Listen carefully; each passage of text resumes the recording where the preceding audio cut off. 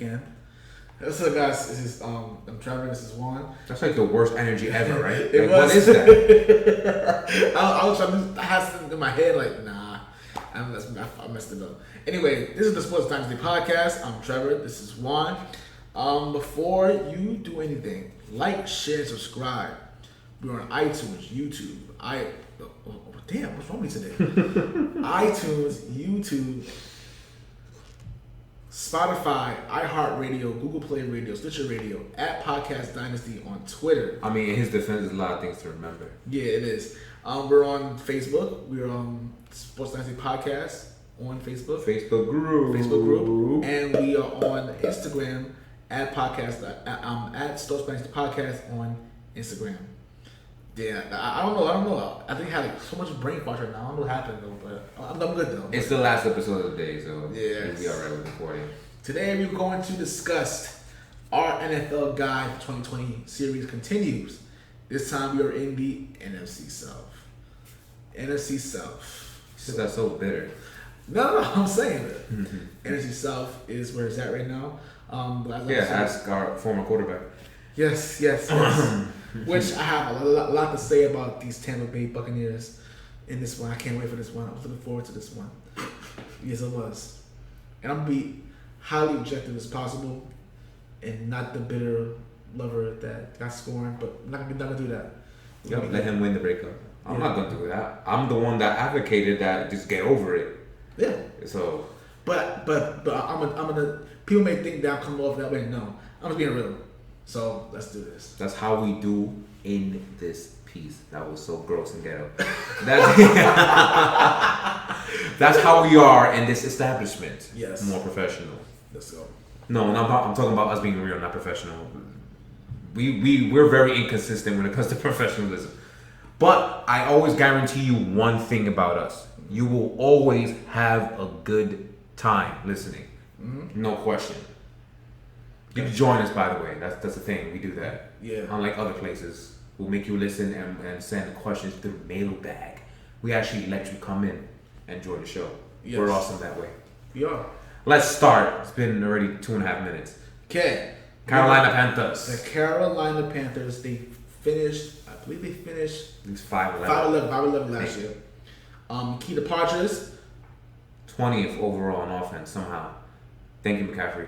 And 31st overall defense. Money worth spent.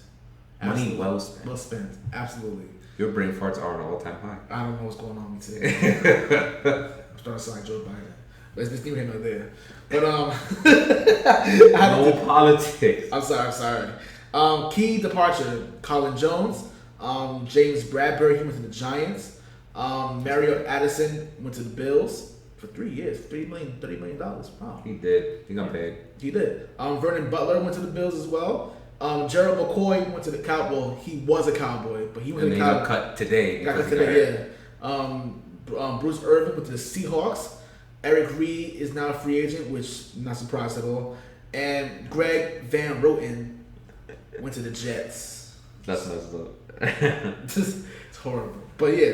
They also cut 2 players. So this is a new era in the Carolina Panthers organization now because Mr. Ron Rivera is gone. They did hire Baylor's head coach Matt Rule, and they also have LSU's offensive coordinator Joe Brady, and he's significant for a reason we will talk about later when we talk about the tracks for success. Mm-hmm. But they did cut Greg Olsen, I think in January? It was really quick. I don't think the season ended yet. No, it didn't. The regular season ended, but I don't think the playoffs ended and they cut him. It was ridiculously fast.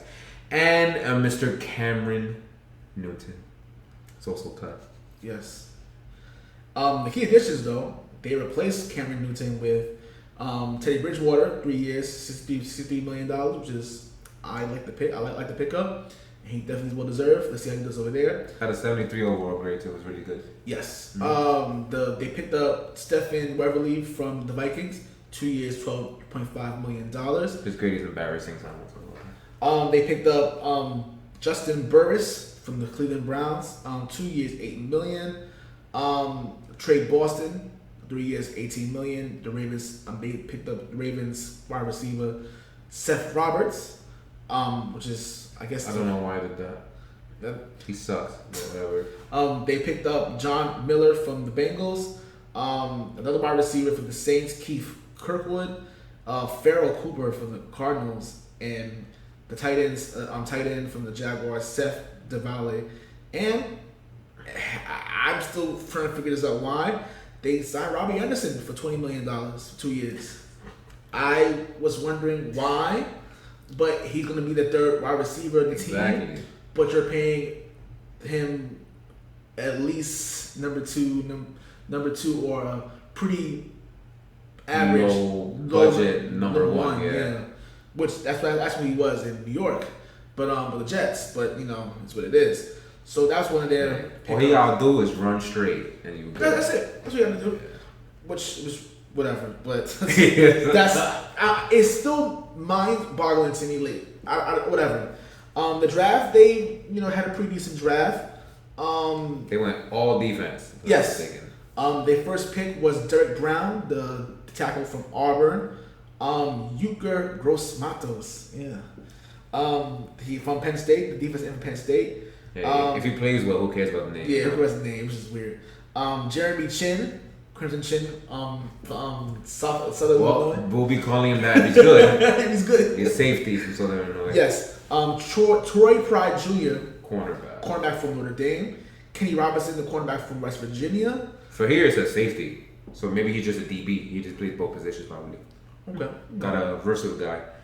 It's not bad, which is pretty good. Yeah. Bravion Roy, the defensive lineman from Baylor, and Stanley Thomas Olivier, the third from Florida International. I don't even know what to say about that. That's his name. That's his name. Yeah, I remember us really destroying this Derek Brown pick, but now that I see what they lost, I get it. They did lose a lot of defensive linemen in this offseason. So I'm like, that's why you drafted a defensive tackle when, certain linebacker that we thought was going to be a beast and Isaiah Simmons was available. But I get it. Oh, yeah, I didn't write this down. Luke Kuechly retired. That's pretty significant, too. Yeah, pretty bad, yeah. Yeah, I'm surprised. I'm actually kind of pissed off that I didn't write that here. But yeah, future Hall of Famer. I think just one time Defensive Player of the Year. I think just once. Money well spent, though, but he retired. Did his thing. Yeah, he retired, unfortunately. Damn, he was good. But they spent a lot of resources to develop that that defensive front, rather. Again, got a lot of people because they lost a lot of them. But they're looking like an offensive team right now because their defense is entirely full of babies. So the tracks for success is Bridgewater and the coaches develop chemistry. I know I say that all the time, but a lot of quarterbacks went different places. That's the most important position in football. So yeah, they got to be able to hit the system. The reason why I say all of that is because the offensive coordinator was the LSU offensive coordinator who made Joe Burrow look like the next coming of Christ. So he actually was an offensive assistant in 2018 for the New Orleans Saints. And I wonder who was the backup quarterback in 2018 for the New Orleans Saints. It was Teddy Bridgewater. Theodore, yes. So there already might be some chemistry already there. So if that's the case, with this trio of DJ Moore and Kurt Samuel and now Robbie Overpaid Anderson. Yes. With Christian McCaffrey in the backfield, there might be something going on. I agree, 100%. Maybe, and not like he was an offensive assistant when he had Michael Thomas and Alfred Kamara. We'll see. This gotta hope that the defense develops a little bit fast because again they're all really, really, really, really young, very, very, very, very young, like really young. So this is going to be an offensive team. We haven't seen this in many, many years or at all because Ron Rivera is a defensive guy who's had his defenses top notch. That's not here anymore. So they're going to be relying on Matt Rule and the Teddy Bridgewater duo. So I'm expecting to see a lot of 11 personnel, which is one tight end, one running back, and 3 wideouts. So hence why they overpaid Randy Anderson. I'm pretty sure they're going to be running a lot of 11 personnel. So which will spread out the field for that one running back who was the best running back in the NFL. And low-key a slot receiver. So that'll give them a lot of room to operate, but spread the field entirely, and they're gonna be a fun team to watch. Very underrated team. Yes. Coming to watch in the NFC. Yes. Despite that, I do have them 6-10 though, because this division is going to be ridiculous. It's going to be pretty hard. But I do have them starting at 3-1, only losing to Tampa Bay at Tampa Bay.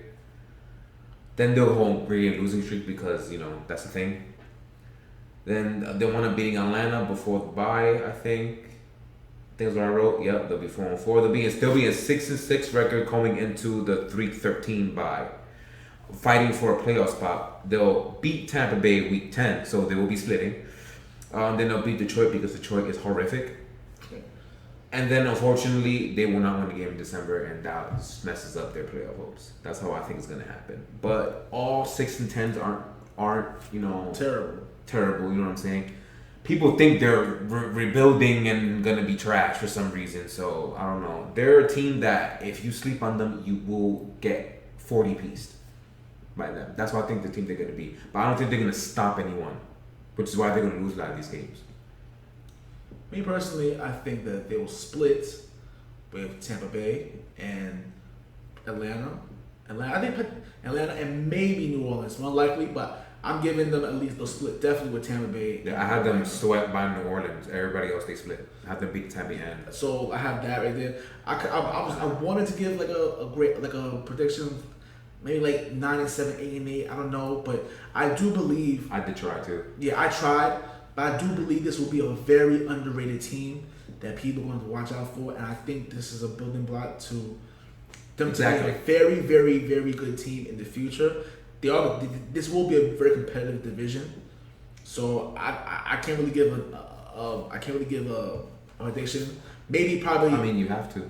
Maybe probably in the next month when we do the actual show. Okay, well, I'll give you that. By far, right now, I can't really give them a run right now. I'm still on the fence with them, but overall, I think they're gonna be very, very good in the future. But Brees very different. Yeah, they might play spoiler if anything later on. Yeah. Well, according to my prediction, they won't. But yeah. And their offseason grade, I forgot to do that all last episode. Oops.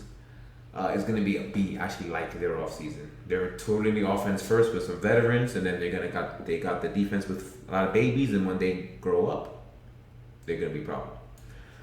Okay, so next. Tampa Bay Buccaneers. They were 3rd overall offense, which is hilarious to me, and 29th overall in defense. They didn't play like 29th overall defense in December, though. They actually played pretty well.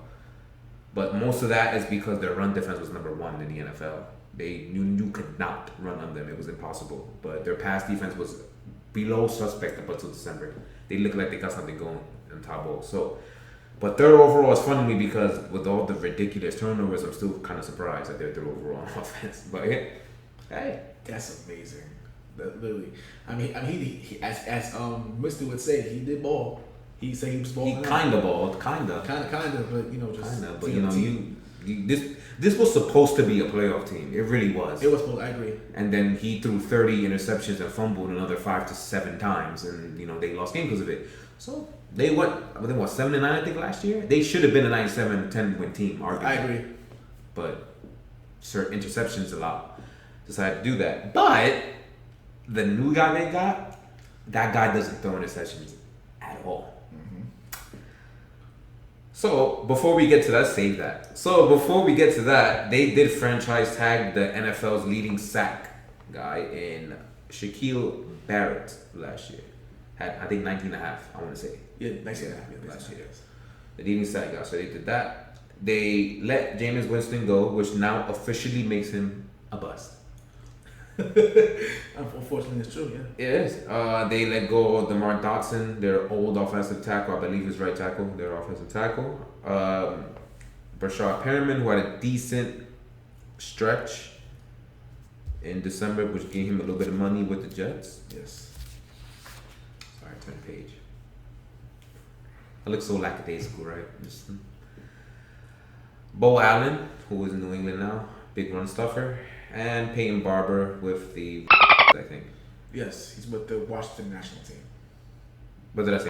Oops. Yeah. My bad. I gotta get used to it. Yeah, I know. Usually I used to call them the whatchamacalls or just the national team. That's what I wrote in the guide. Yeah. It's kind of hard to keep it they up. with WFT. But yeah, I don't know if I should dolphin that or not. Should I dolphin the R word? I don't know. I think we should. I'll do just make it funny. I'll do Yeah, that. it's pretty funny. And they lost Carl Nassib, defensive end. He went to the Raiders. That yeah. Yeah. So Now, to the key. what they got? Yeah, they did get some guy from New England, Tom Brady. Listen, I love the guy. I'm not gonna disrespect him at all. But they did get the greatest quarterback of all time.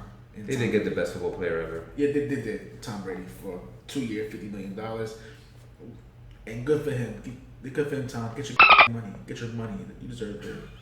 For real, seriously. No, I have to do the dolphin again. Yeah, you're right. Like I said, they franchise tag Shaquille Barrett. Jason Pierre-Paul signed a 2-year deal for $27 million.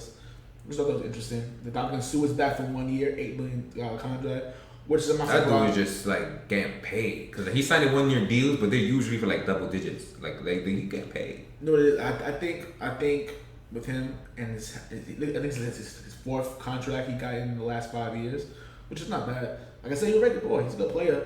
When he's a good player, very ferocious player, get your money, buddy. Get your money. After his Miami stint, I think he's just saying he's making more money doing this. Yeah, he really is. He really is. Well, I'm pretty sure he stood because he's gonna start ring chasing them. So yeah. Since they got Tom, he's like, oh yeah, I'm definitely 100% staying because Tom signed very early in the free agency, like the first day. Yeah. So, so he signed quickly. That has to be the reason why he signed so quickly. Brian Mitchell, wide receiver, 1-year deal with the Bucks. Joe Haig, 1-year deal with the Bucks for $2.3 million. Raheem Nunez Roches, 1-year deal with the Bucks. How does Kirk Cucaracha? You say Roaches? That's his name. Raheem Nunez Roches. Yeah, seriously. Okay. Kevin Minter, 1-year deal with the Bucks. Ryan Smith, 1-year deal with the Bucks. Andrew Adams, and the man came out of retirement. The man walked away from WWE to come back. Robert Gronkowski, when he was acquired by a trade from the New England Patriots, and on paper, this team on both sides of the ball looks completely stacked. He also got LaShawn McCoy, by the way. Yeah, yes, and LaShawn McCoy. So, like last week. Yeah. I don't know why I didn't put it in there, but this team is completely stacked, along with Mike Evans and Godwin and Chris Godwin. Absolutely, and their other broken tight ends. Yeah, it's so much. It's so to go on, and I think that it's pretty good. On paper, but will it equate to wins though? In this NFC South, we'll find out in a second. The draft, they drafted Tristan Wirfs from Iowa, 13th overall. Beautiful pick. Actually, beautiful pick. Second round, they got Antoine Winfield from Minnesota. They got the son of Antoine Winfield, the guy who was a beast in Minnesota, that cornerback. Yeah, that son. Okay. The third round, they picked Keshawn Vaughn from Vanderbilt. In the 5th round, they picked Tyler Johnson, the wide receiver from Minnesota. The 6th round pick, they have Khalil Davis from Auburn. And for the 7th round pick, they finished up with Chappelle Russell from Temple and Raymond Calais from Louisiana. Most of those guys graded high from PFF. Wirfs got a 92. That's just ridiculous. Winfield got an 88. And the wide receiver, Tyler Johnson, got 91. So they might have some gems in this draft, which will make them even more busted. All right, so if you want to be 100% real about this, to me, this only goes down to one dude, and that's the quarterback. Mm-hmm. We'll see if he continues to kick Father Time in the nards, or will he finally lose the battle and look like what he's supposed to look like, a mummy. Well, it all depends. If the front 7 plays exactly how they played last year, because they basically have the exact same front 7 with Levante David being one of the best linebackers in the game. They just re-signed 3 of their 4 defensive linemen with Pierre-Paul, Dominic Sue, and Shaquille Barrett with franchise tag. It's the exact same defensive line. So, and they were great. So if they play just like that, again, how broken they will be, we'll find out. And It really just depends on the quarterback, honestly speaking, because this is the first time in 20 years that you had to learn an entirely new playbook instead of just messing with it. Bruce Arians is known as a players coach anyway, and he is an offensive guru. So there is a very high scenario that this is all going to work out. This team went all in. Like they took all their chips, all their money, their life savings, everything, and they put it on the poker table. They did that. So as long as their $25 million a year investment works out, they should be A-okay. The Saints got a massive issue if everything works out. And according to my predictions, they will be going 11-5.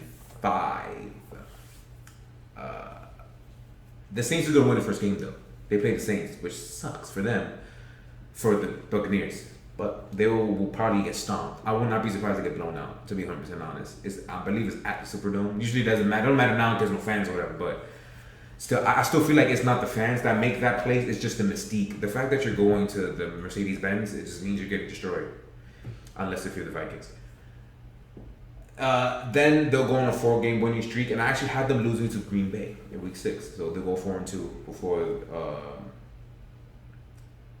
Afterwards, they'll go four more wins and 2 more losses in between the week 6 win and the week 13 bye week. And if they're lucky, them they get a really late bye for Tom, so with his ancient booty. So that's good for them. Then they'll lose to Carolina week 10, and they'll lose to Kansas City week 12. Then they'll give up 1 stinker to Atlanta in week 15. And they're 11-5 heading into possibly a wild card spot, possibly a division win. We don't know yet. We'll see when we get to the Saints and Falcons next. But I got them 11-5. Honestly speaking, I don't even care how bad the dude may look. It's as long as the defense plays the way they played in December, they're winning games. It's as simple as that. Whether they do stuff in January, we'll see. But they're gonna be a good football team. They went all in. They're gonna get the wins. Whether they're gonna get the Lombardi is a different story, though.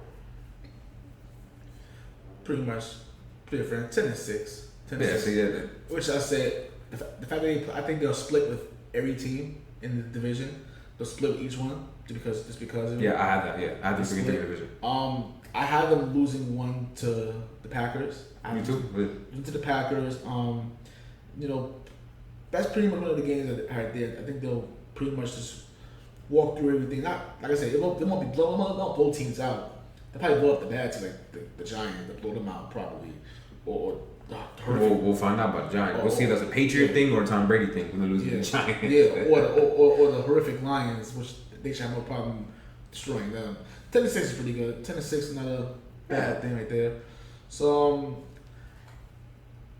I just hope that he makes this interesting. I think it's gonna be cool to see Drew Brees and Tom Brady twice a year.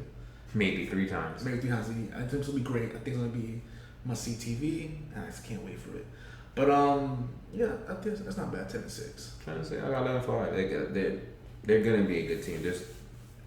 I don't want to say it's impossible because we've seen even crazier things happen, but it's highly unlikely they're going to suck. Even though they did stack a lot, so usually when we see things like that usually work out well. But then again, say that to the Rams. The Rams made a Super Bowl going all in 2018. So, all right, Atlanta somehow was second in the division. Well, they were 7-9. Yeah, somehow. Oh, and I gave the Tampa Bay Buccaneers an A for the offseason because they just got everything they need to do to try to destroy everyone. Yeah, but for the offseason grade for the Atlanta Falcons, I'm just going to start with it from now on so I'll stop forgetting. I'm giving them a C. They were 13th in overall offense and 23rd in overall defense, the Atlanta Falcons. They traded for Hayden Hurst. I think that he was like a 3rd string tight end. I think he fell way down for the Baltimore Ravens depth chart. And they traded for a linebacker named Charles Harris. That name sounds so familiar, but I don't know who that is, to be honest. Then when I'm losing Desmond Trufant, which is a big loss. Vic Beasley, he sucked. He's a bust anyway. Devondre Campbell, which, according to PFF, he sucked, but I don't remember him being bad in the field, whatever. Austin Hooper, who's in Cleveland now. Adrian Claiborne, who's in Cleveland now. I believe that was his second stint with them. Whatever.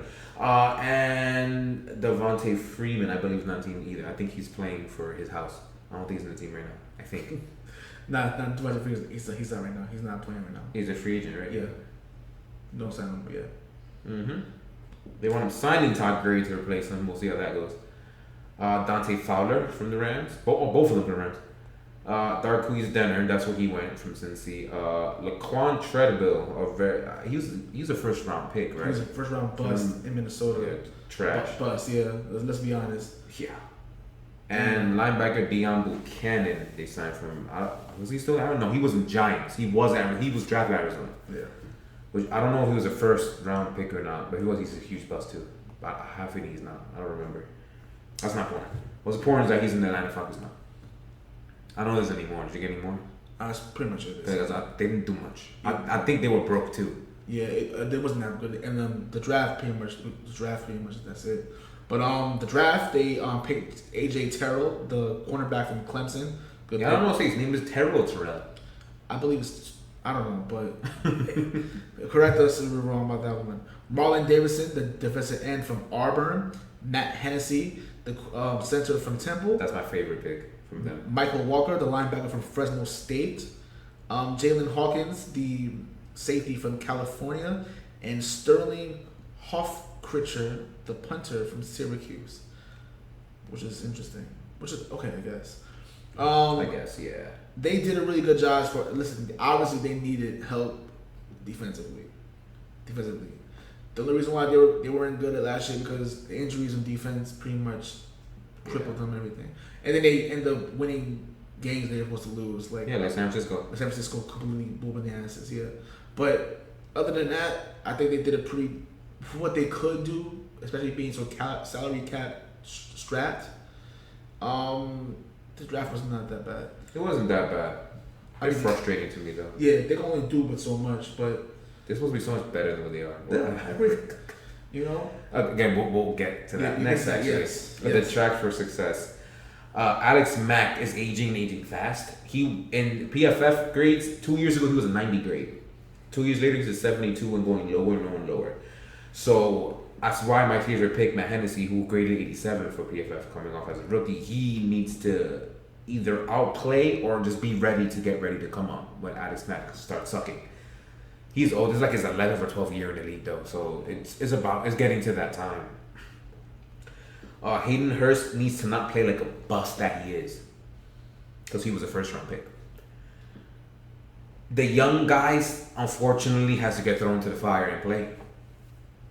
Dan Quinn is supposed to be this good defensive guy who led the Legion of, not led, but was the scheme guy for the Legion of Boom. So can we see it?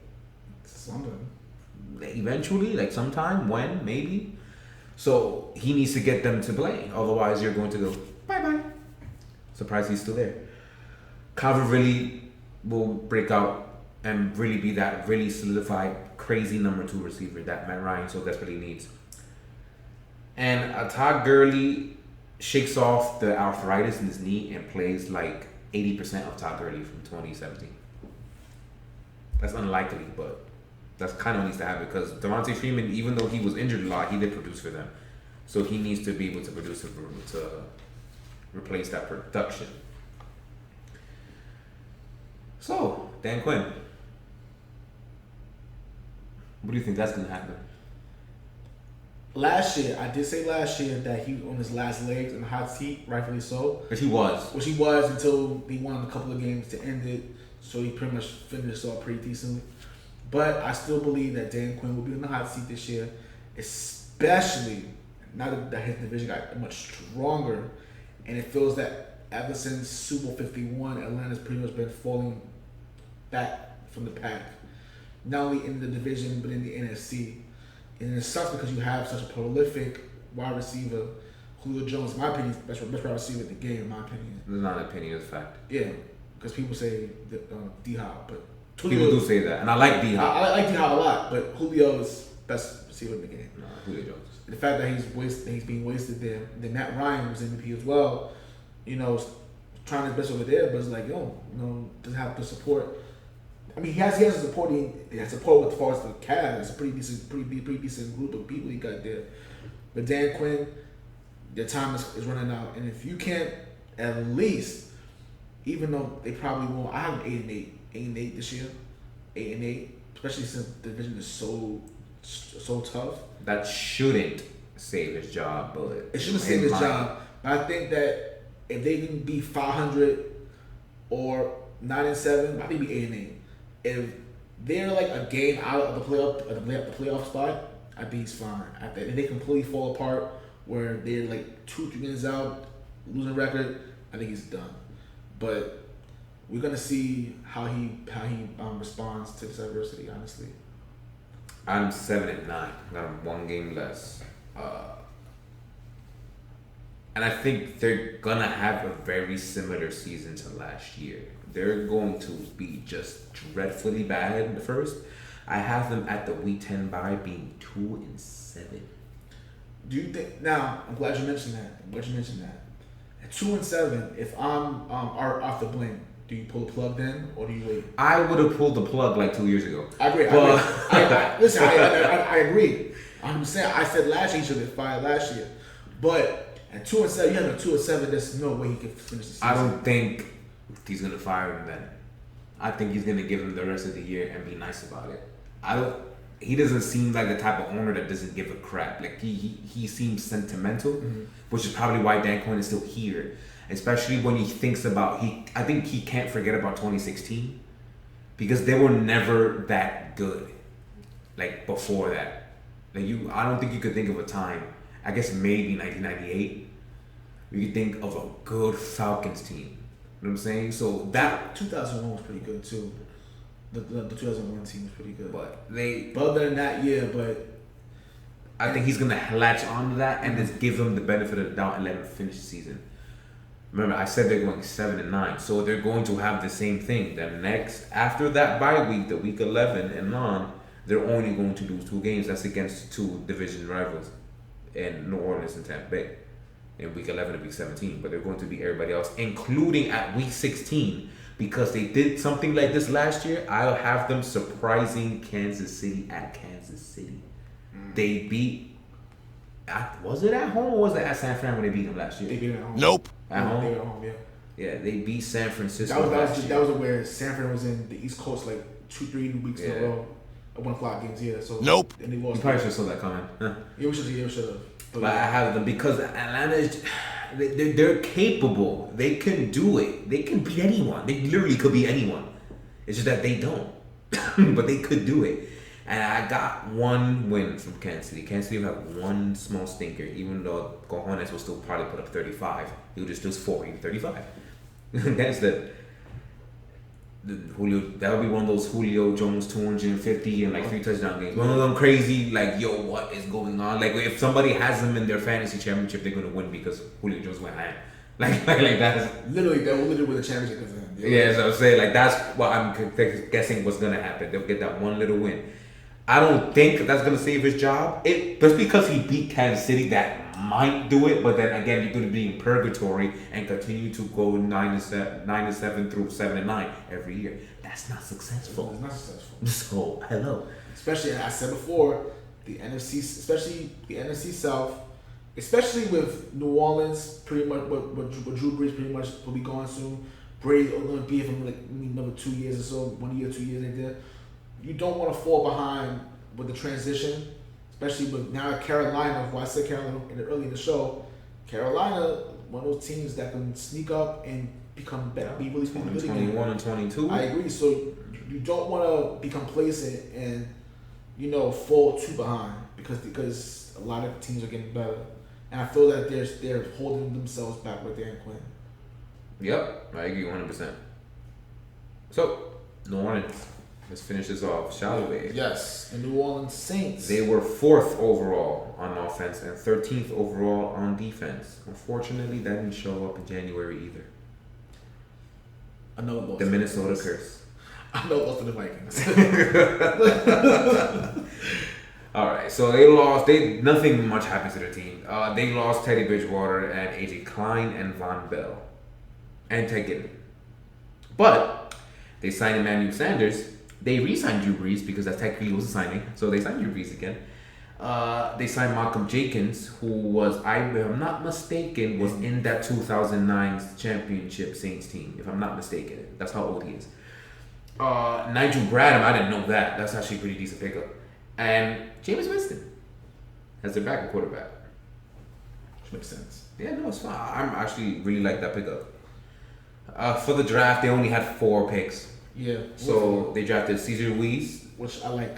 I like too. The center, Zach Bond, another good pick. Defensive end, tight end Adam Trotman, and some quarterback named Thomas Stevens from Mississippi State. Adam Trotman is from Dayton. That's what, a D2 or D3 school. I don't think it's D1. Is it? Not Dayton is D1. Oh, I had no idea. I never heard that school in my life. My bad. Dayton is D1. It's my bad. Yeah, it's complicated. Yeah, Dayton's still D1. Okay. Let's say Zach Bond is from Wisconsin, and Cesar Ruiz from Michigan. Pretty much it. Yeah, that's what it is. Like we're saying, like it's quiet because they didn't really do much. I mean, their signings were great though, absolutely sensational. If I'm not mistaken, I forgot to put it. I think I was gonna give them an A-. I think that's what I put on my draft guide in the works. I forgot to print that part out. But they lost and then they gained people who are arguably better. Like definitely for a wide receiver, they have a legit number 2 receiver who is actually on receiver 1. Emmanuel Sanders is a massive beast.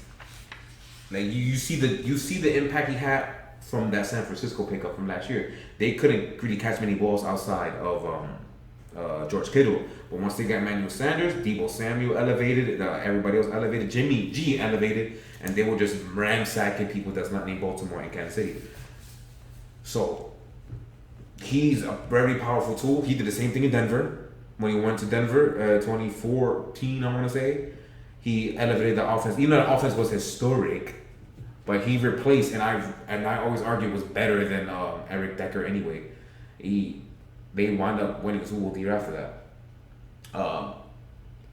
Their tracks for success, it comes down to 3 things.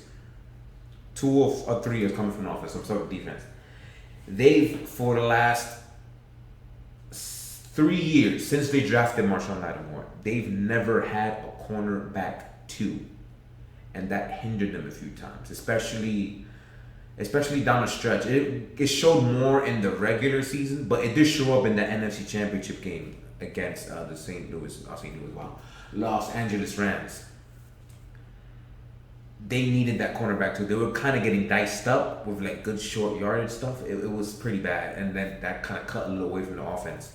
So they always needed that second corner, and they signed, I think week like 16 or something like that. They signed Janoris Jenkins, who I always say was every other year good corner.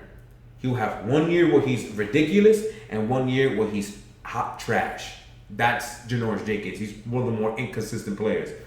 So if they can get that 1 year where he's actually really good, their secondary is set because they already have a good number 1 in Marshawn Lattimore, and they have a great safety back there in Marcus Williams. So, and with Malcolm Jenkins being that veteran who's already familiar with what they do because he played there before he was drafted by the Saints, that they'll come together. They just need Janoris to be that cornerback too. Now, this is the same thing on the other side of the ball. They need the wide receiver too. They needed that more than the cornerback too, to me. And that shows a lot. That showed a lot last year when the Vikings were making sure that there was at least 3 people on Michael Thomas every play, even though Sendejo kind of locked them up almost by himself being tight end, low-key. But they always had a spy just in case. So that wide receiver 2 breaks open this entire offense. You could have Sanders, which you have to pay attention to, which gives more opportunities for Jared Cook up the seam, and you got Michael Thomas doing his little short things that people make fun of him about. You get that triple threat, and then with a healthy Alvin Kamara, who played with a torn meniscus last year, which explained a lot because he was kind of garbage last year. They're ridiculous. Now, the third, and I will say the most important factor as for the Saints to be successful, is if Drew Brees can play in January. If he can let his arm last. For January, this is a Super Bowl contending team. But the last 2 seasons in the postseason, he was not good. Especially last year. My lord, he was trash in that Vikings game. That fourth quarter was almost all-time bad. So, he needs to last. This is all for nothing if he doesn't play like Drew Brees in the postseason. And this is kind of hurting his legacy. Believe it or not, it kind of is. The organization is putting the chips on this season. I said the last couple of years that they pretty much try to keep themselves in contention. They could have easily been a Super Bowl representative the last 3 years. They really could have the last 3 years. This is literally their last chance. This is it. If this, I have the Saints not only being the number 1 seed in the NFC, I have them as the Super Bowl representative for the NFC. Okay, spoilers, but yeah. Yeah, I do. Especially how this team is built. I feel if they do not hit straight gold in this one, that's it. It's over. The window's closed, and don't people try to say that the window's still open. No, the window's closing. It's a lot faster than people think. It's over. How faster? The dude's 41. I know what I'm saying. Like what the hell? Like, no, it is because people saying that because the idiots talk about Taysom Hill when they take over Taysom Hill. I'm like, Taysom Hill can't play quarterback. He sucks. I'm like whatever. Like Cam Newton said that, but you know what I'm saying? It's just like it's ridiculous. If Taysom Hill was so good, why they sign Winston? Who's better than him, actually? It's not even close. Mind you, he throws 30 sessions a year. Still way better. Hello. If he was so good, they wouldn't have signed Jameis Winston. They would have drafted. They would have kept this bum quarterback they drafted. So no, he's not good. He can't throw. He's not. He's a decent football player. He is what Tebow should have been. Tebow should have been doing what Taysom Hill is doing, playing every other position but quarterback. Because God knows if you guys remember how disgusting Tebow was as a quarterback. Tebow mania, and I blame the media for hyping him up so much. Until he was humbled by the New England Patriots, humbled his ass. And that was it. And the Lions too. And the Lions, oh my God. So I never forget that game. And I love Tim Tebow. Tebow's great. He's a great guy. But there's a horrible QB. It's Taysom Hill. So this is your last chance. If you guys cannot do something and get another ring for New Orleans or get to the Super Bowl, something, it's it. You're going to waste Drew Brees' legacy. And like I said, Drew Brees is one of the best of all time. But you have to start to question and say, listen, when the big games matter, you're not there. You're not there. The last time he played well was 2017, and unfortunately his rookie safety decided not to tackle. So that because he made a great fourth quarter comeback and should have won that game against Minnesota. But yep, and that was the last time he played well in the playoffs. He didn't play well at all in 2018. He was bad in both games. He just got lucky and played a Philly team that probably shouldn't have been there with Nick Foles in 2018. Which the Kings should have lost. So games they should have lost.